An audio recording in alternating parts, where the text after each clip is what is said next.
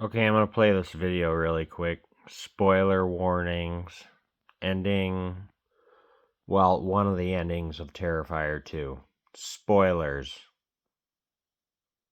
Spoilers, spoilers, spoilers. I'm gonna play it.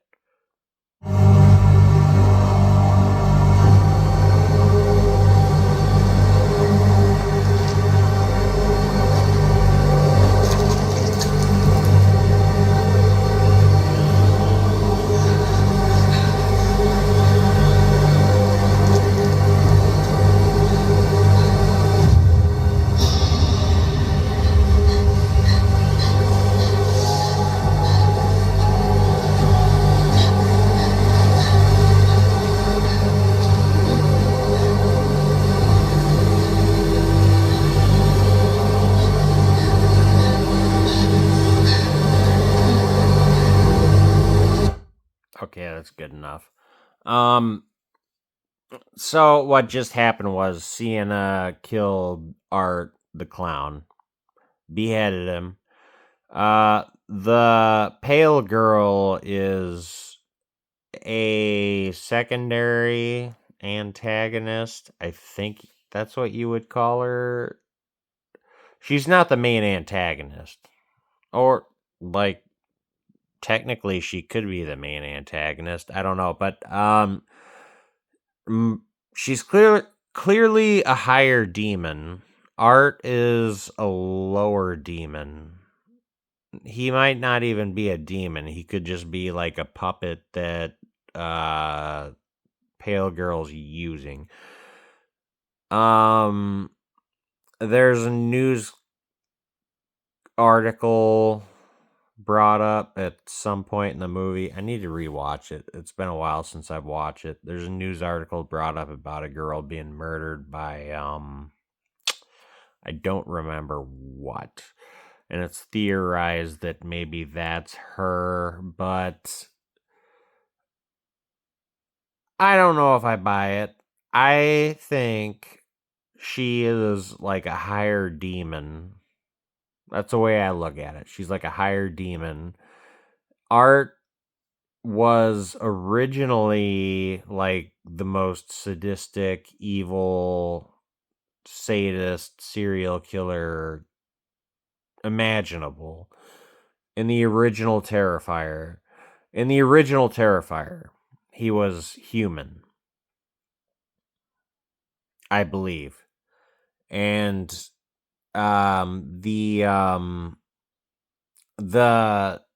shorts before that, where he originated from, he was supernatural. He was a demon. But they changed it in Terrifier. He was human. I'm pretty sure he was just supposed to be human in the first Terrifier film.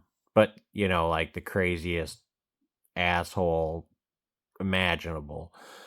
But yeah, the why Terrifier 2 is so great is because the pale girl.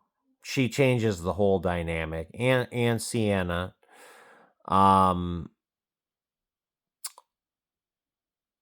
It's very vague. It's not explained. There's little hints there and there, here and there, and that's what I like about the movie. That's what I think makes it great. I like the pale girl character because she seems to be able to do whatever the fuck she wants.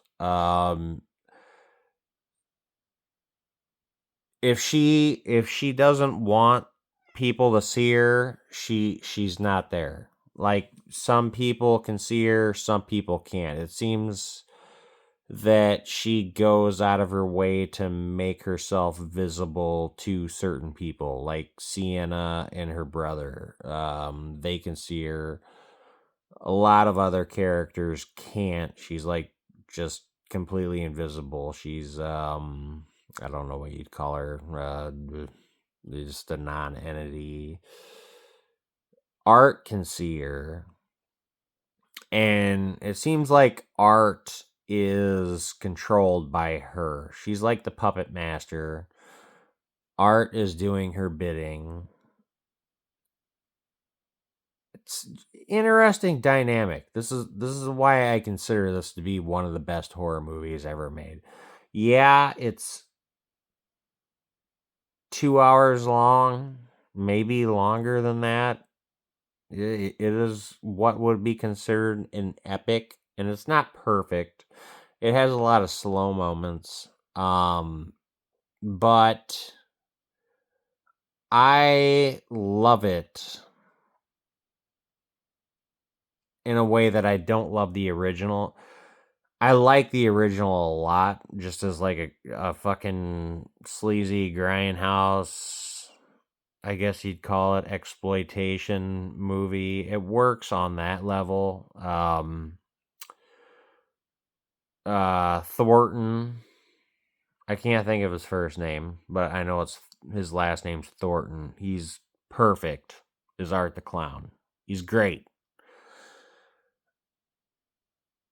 The first movie works as like hard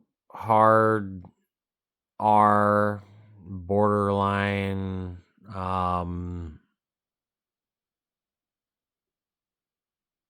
too hardcore to rate, whatever you fuck you want to call it. I don't know all the terminology off the top of my head. But this movie brought it to a different level with the pale girl. She is an interesting side antagonist because she's sort of like a puppet master. Art is still Art from the original film. But he has become supernatural when he wasn't in the first Terrifier. It's a very strange progression because he went from being a supernatural character in All Hallows Eve, I think it was, right?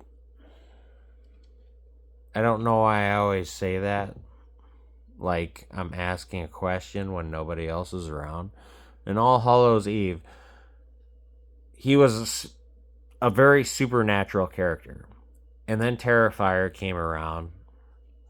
He was just an insane lunatic, like, crazy, homicidal, maniac, sadist, the most worst imaginable, but he was human and he was killable. In this one, they brought him back to being supernatural. I just think it's interesting that they introduced a puppet master, a higher demon that's controlling him and using him as a puppet to do its bidding. And it makes you think about Sienna, who's obviously supposed to be like an angel, an angelic type character. What's up, baby? What's up? Yes, I love you. I'm almost done with the video. I'm just talking about stuff that makes the movie interesting. There's a dream sequence that is very Nightmare on Elm Street ish, but done better than almost anything in Nightmare on Elm Street. It's fucking perfect. It's like the best dream sequence horror scene in any movie I can think of off the top of my head right now. Beats anything in the Nightmare on Elm Street movies. So much good stuff. Practical gore effects. I love the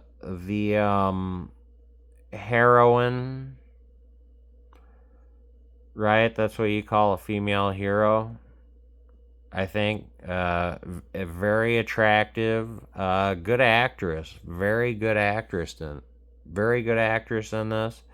Damien Leone's direction, solid. That guy knows how to work a camera, dude. He's a natural born fucking filmmaker. And he doubles as the special effects artist, and his special effects are top notch.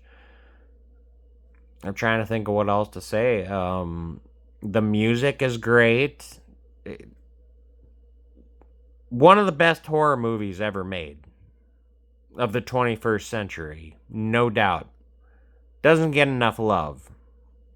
I think it sucks that it's gonna be it's gonna go down and be remembered as just that gore movie, like that movie that makes people throw up. I don't want that.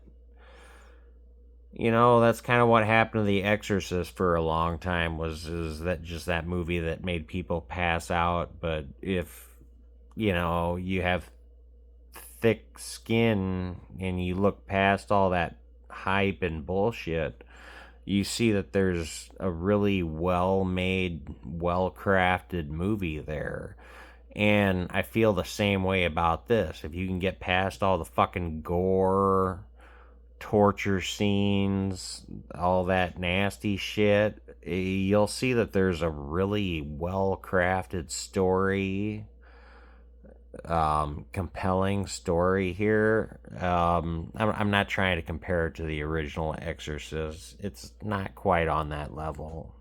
The original Exorcist is a fucking masterpiece. It's one of the greatest films ever made. This, not on that level, but just as far as horror films go, it's one of the best of the past 3 decades. I love it. I give it a 10 out of 10. Well, 9.5 out of 10. Because there is, you know,